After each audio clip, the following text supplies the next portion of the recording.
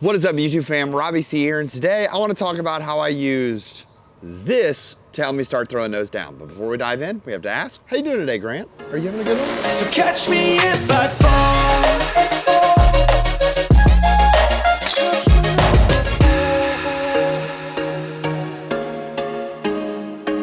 Alrighty, so for context, I am really not feeling amazing today. I'm feeling quite under the weather, and I've got my last trip of the year to Foundation coming up next week, so I want to try and rest. So I'm taking a few days off to try and just not throw a ton so that I feel better. So I'm going to be talking about a lot of concepts in this video with, I'm going to be honest, pretty minimal throws, but hopefully we get the concepts across. For lots of you who are familiar with disc golf and trying to improve your game, when I say the word nose angle, you know what I'm referring to, and I'm talking about the front edge of the disc and its relationship to the angle of which you launch the disc on. For most amateurs and people stuck under the 400-foot range, we are most often throwing with a negative launch angle and a positive nose angle, and we're doing this sort of air bounce on our way towards distance. Now, the problem with this is that the disc ends up acting more like a parachute rather than a flying object, where the wind is going over top and underneath it to sort of keep the disc traveling and moving in a correct direction.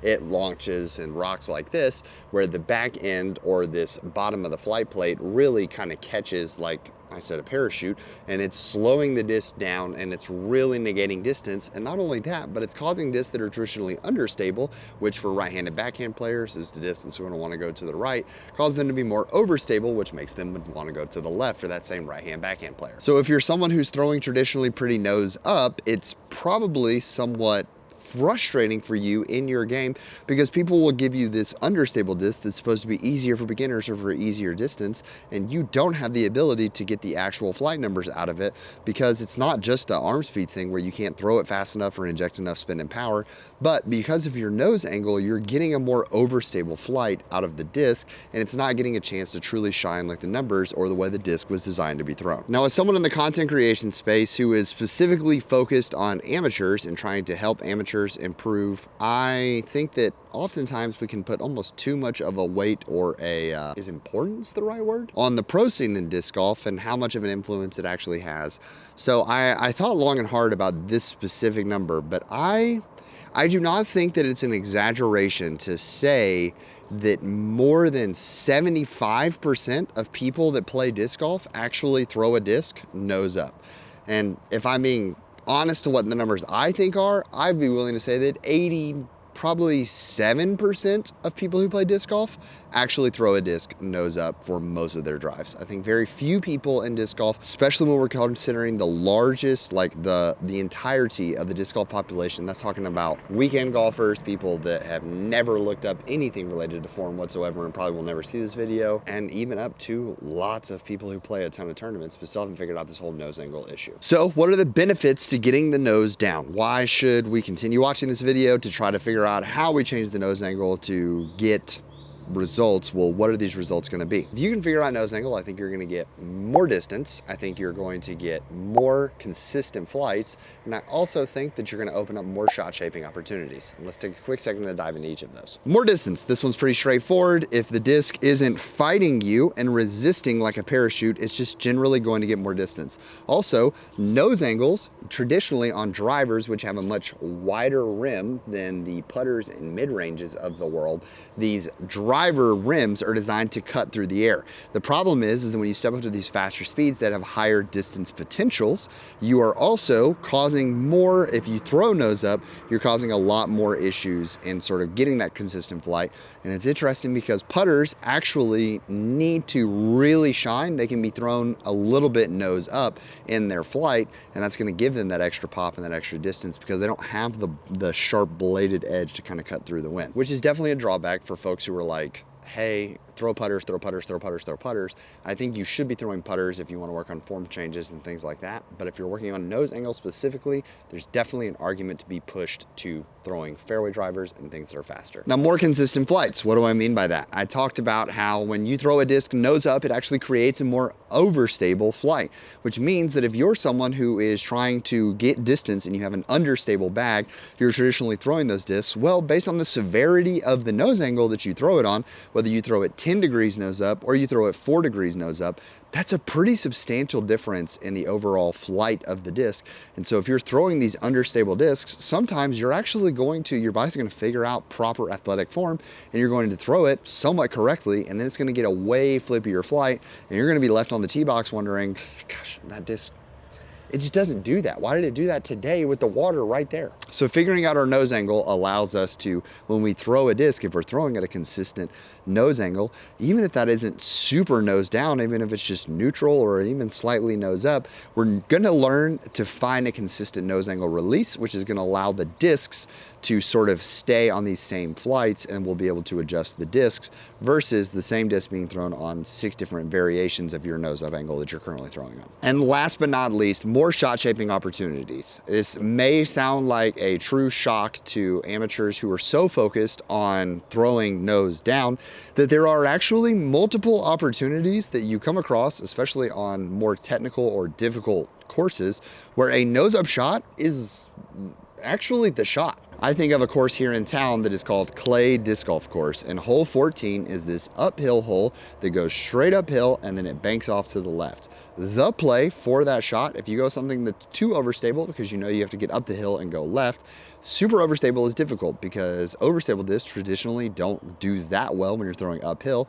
And when you get up to the top of the hill, you don't want it to just immediately bite off, which is what the overstable disc is going to try to do.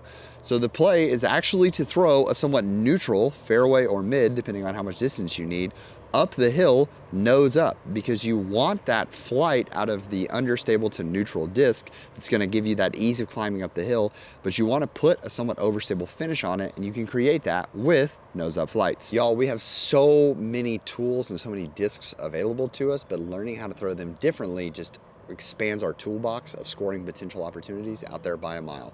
What are some of the shots that you like to use in your game that help you with that scoring potential? Now, okay, let's go ahead and get in, because there's some comment that's like, the video actually starts at 5 minutes. I think this is important context, because especially if you've never talked about nose angle or heard about nose angle, this feels like, why would I click on this video other than like to watch this goofy YouTube man? Nose angle matters so much. And one of the tools that's out there that a lot of people are using to work on nose angle is the tech disc.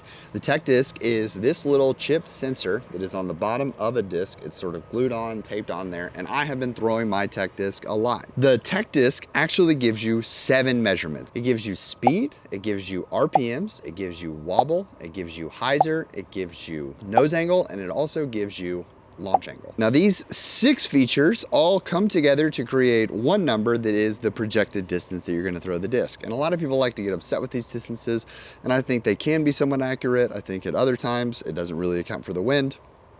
But all in all, I think that these 7 numbers are great information that you can use to sort of grow your game. The problem is you have to actually know how to use this information. And I would say the 3 numbers that people focus on the most are speed, spin, and nose angle. These 3 numbers people pay attention to so much, because people, just the same thing as if you went to a baseball game, minor league, major league, whatever, and they have that little radar gun, and every guy in there is just trying to and throw that ball so fast. People do the same thing with this. They want to see how fast they can throw it. They want to see how many RPMs they can put on the disc. All because we're trying to match those, and most of those throws end up being very unrealistic to what you're actually going to throw on the course, because very rarely are you going to end up on the course just full yeeting a disc out into the distance, because that's not usually a very accurate shot shape. But when we talk about that last one, nose angle, so many people, I've heard so many students come through virtual lessons, and even just discussing people with the Birdie Fam, who have a tech disc and all they focus on is, I'm trying everything I can, I'm doing all the different techniques to get the nose down. How do I get the nose down, Robbie? Help me get the nose down, Mr. YouTube man. And while I love the tech disc, I think the tech disc definitely helped me achieve this faster, but the tool that really took things to the next level for me, that's right, this clothespin. So I've lumped this video in with the Road to 450 because Clint and I sort of addressed how we were going to tackle this path. And one of the biggest things we talked about, and you've seen it in the road so far, was talking about creating this new swing plane for me. I was a major dipper in that I have like a really big swoosh that was coming into the throw. And I've worked really hard doing shadow swings to try to eliminate that swoop. Now, I don't think that having swoop is inherently a bad thing. We look at two incredibly far throwers in our game, in Eliezer Midling and Calvin Heimberg, who both have a predominant swoop in their game, and we can even lump Richard Waitaki into that, who also is a swooper. So I don't think that you have to throw without a swoop in order to have a nose down throw. I do not think you have to be swoopless in order to throw a nose down. That's the right phrase. But we weren't really worried about nose angle because we were viewing the form, disc golf form, as the stream analogy. So I don't have access to an actual stream. So we're gonna use these sticks as an example of our stream. And when we think about nose angle, we have this branch downstream. People are thinking that as you input power into the form, it creates a result down here, which is distance. We all want distance on this side of it. And so when you look at your form, there are all sorts of obstacles that are in the way of you getting to major distance. And so many folks are gonna come in and focus on, let's say, nose angle being this rock or this branch down here. So we work on nose angle, we focus on nose angle, we focus on nose angle, and we may solve nose angle by doing a couple different things. And so we remove that. The problem is there's still a very large rock in the way. And that's where coaches really come in and shine. Because let's say that the coach is looking at your form, we won't even use this stick. We'll use an actual rock as a rock. So a coach may come in and say, hey, you are looking at nose angle and saying over and over again that nose angle is the prominent issue. If I could fix nose angle, I'd be great. Whereas the coach, we're looking at it as sort of this collective stream that is your throw. And we're saying, if we can solve this big rock right here, it may cause so much water to rush that it just clears this out on its own. And that is exactly what happened to me on my journey to fixing my nose angle, is that I was thinking about nose angle and I was thinking about some other factors, but coach identified a major rock and we fixed that rock and it worked its way. So what was that rock? That rock was launch angle. So when talking about launch angle is exactly what it sounds like. It is the angle of which you are throwing the disc. And like I mentioned earlier, most people, when it comes to disc golf, most amateurs, when it comes to disc golf, are throwing their disc in a way that creates a positive nose angle and a negative launch angle. So they're getting an air bounce of sorts because they're throwing in a motion that goes this way and a disc angle that goes this way. And so it bounces subconsciously during their throw. And realistically, unless you're filming it or you're sort of looking for this issue specifically, most people won't realize that they're swooping or have some form of an air bounce because they don't have such a dominant swoop like I did. It can be somewhat hard to find.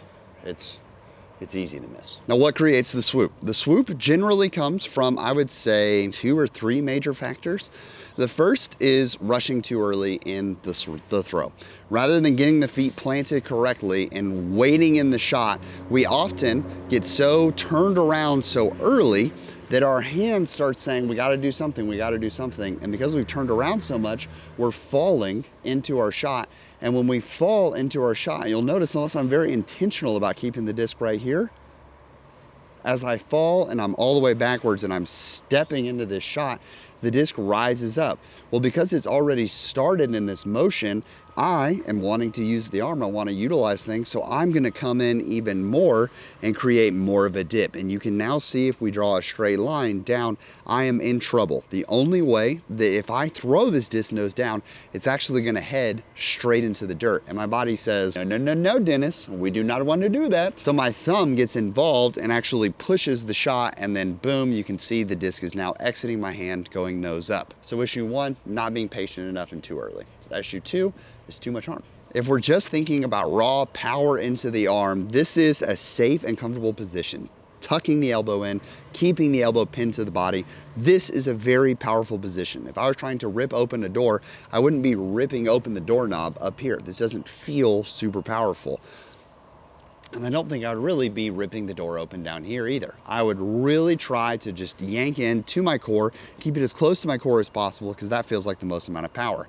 The problem is that if I'm not thinking about how I'm gonna launch the disc, if I'm just thinking raw power, rather than the disc golf throw that is smooth to this point and then we accelerate fast at the end of the shot, if I'm thinking raw power, I often end up in this pinned position where there is minimal space, if any at all, between the elbow and the body. And when there's no space between the elbow and the body, I'm gonna cause this external rotation, which once again, you can see is already causing the disc to go nose up. So how do we create a smooth swing plane to where we have space between the body and we are launching up?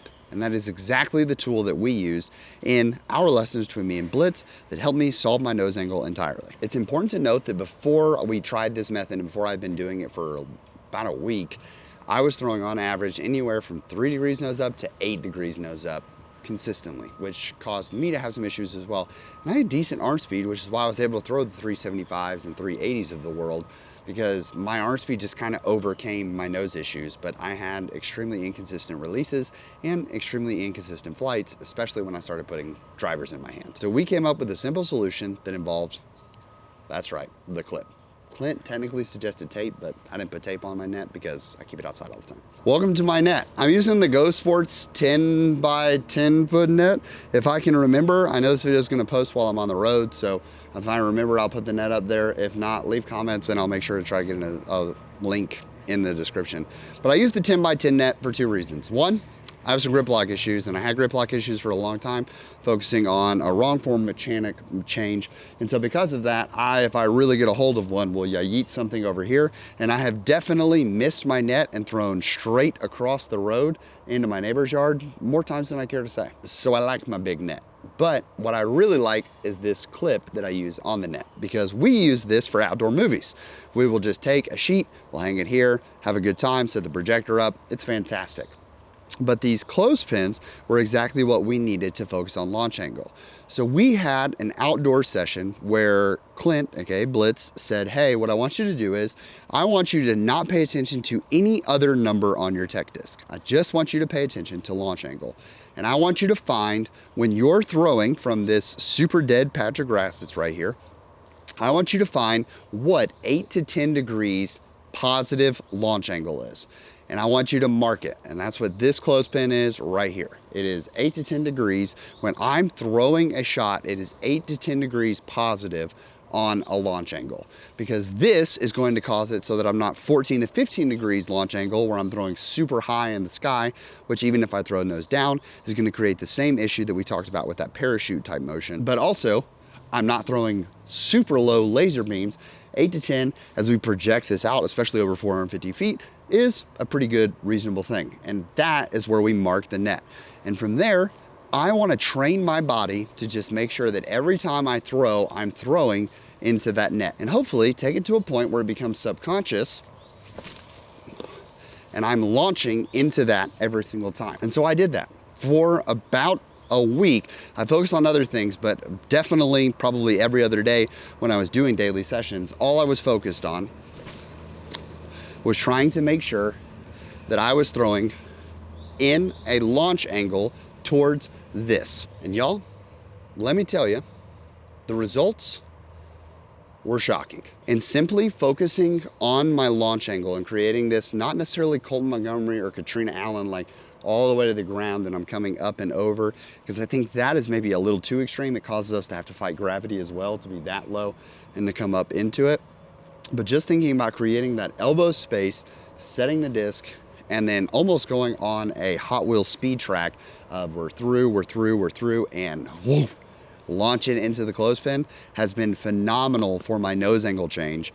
And let me tell you, I took this out to a course last weekend for a tournament and had one of the easiest approaches into the green for a birdie that I have ever had on a par 4. I was legitimately, I probably was in putting range. I could have just jump putted it, and I'm not even a jump putter.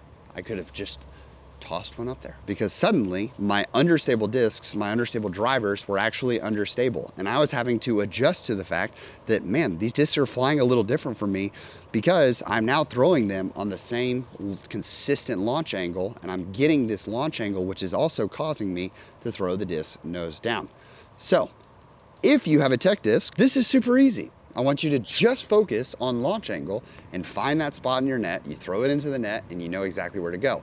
But I know a lot of you don't have the $300 tech disc. So how do we fix this? How do we focus on this for that crowd and really lean into this information? Don't worry, I didn't forget about you. So nailing the exact launch angle could be a little difficult, but you're gonna be able to tell if you can go in, there are multiple tools online where you can just upload a picture and for free, you can put an angle shot in there. I know that Canva has a free option for you to upload pictures, and there is an angle tool that you can use on their website so that if you go to throw the disc, what you're gonna do is sort of a two-step process. One involves your phone and the other involves the internet. The first is you're gonna set your phone to the side, have a friend hold your phone. You want a friend to become the camera tripod. And so they are holding it still and you're coming by and you're going to throw the shot. You're then going to take that video and you're gonna get a still frame of you launching the disc. And so you're gonna have where the disc is out of your hands and you're going to try to find 8 to 10 degrees. You're gonna take that still frame, you're gonna upload it to Canva, and in Canva, you're gonna use a measure and angle tool to find the angles. And if you don't wanna use Canva, there are a multitude of other free resources that you can slap an angle sort of measure on it. I can have a perfectly flat reach back, and then as I bring the disc in, if I don't create that space, you can see that this little bit of a dip is created, and now, whoosh, I've thrown the disc nose up as I launch the shot. It doesn't have to be the extreme people up here who are throwing everything up here and then spinning in and whipping the disc through that way. The more we video ourselves, the more we can find, hey, here's what's actually happening during my throw versus what I'm feeling. So it feels like maybe a cop-out to say, how did we fix it? I fixed it by just throwing up, learning to throw up.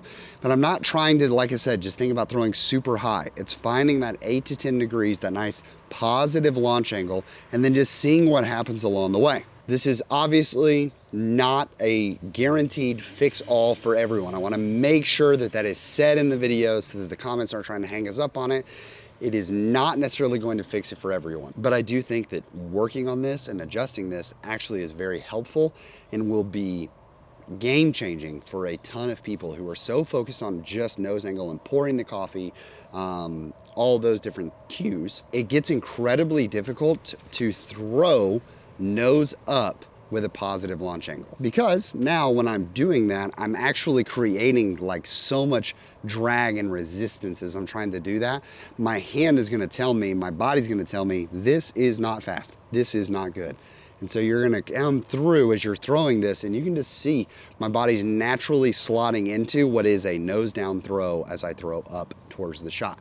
But those other cues, if this isn't working, this is where you may need a little bit of extra assistance. You may need some extra guidance, and that's where turning the key, that's where pouring the coffee really does come into play. Sometimes if our swoop is big enough, or if our arm is getting too involved, or the elbow space is not being generated, it doesn't matter how much you try to turn the key or pour the coffee, certain factors are going to limit your ability to get the disc nose down. Positive launch angle, and just mess around with it. See what happens. I think really it's one of two things are gonna happen for you if you do this. And I guess this is my final sales pitch for the video. For a video where I only threw like 4 shots, it went long, so I apologize, but I really do feel like we had to get a lot of the mindset in it and kind of explain where we're coming from. We'll see. Comments may hate this video. If you focus on a negative nose angle and you never fix the launch angle, you will just throw everything into the ground, and that's not ideal. So I think if you work on this positive launch angle, one of two things that could happen is the first is that you could be like me, and this actually solves your nose angle issue without you having to put really much time at all into trying to solve the nose angle issue. Because this is just the nose angle is actually a smaller rock down the stream, and the larger rock we took care of, which took more work. And because it took more work, it actually saved us work down the road. But I think option number 2 is that if it doesn't solve your nose angle issue and you're still having issues putting the disc nose down, I do think that it's gonna teach you proper release angles, which will help you with distance potential, because like we mentioned, if you're throwing on these super negative launch angles and it's air bouncing every single time, or you can't seem to feel the difference between 8 to 10 degrees positive launch angle and 17 to 20 degrees positive launch angle, that is double the launch angle, which also means that we're throwing the disc quite a bit more nose up. And unless I'm trying to throw these super high panning turnover backhand shots, I don't need to be throwing necessarily 20 to 30 degrees launch angle. I can stick in that 8 to 10 and get some fantastic distance lines that are gonna help me get great potential and scoring options while I'm out there on the course. So that's gonna wrap it up for today's video. I hope that this was helpful, and I hope it wasn't too rambly.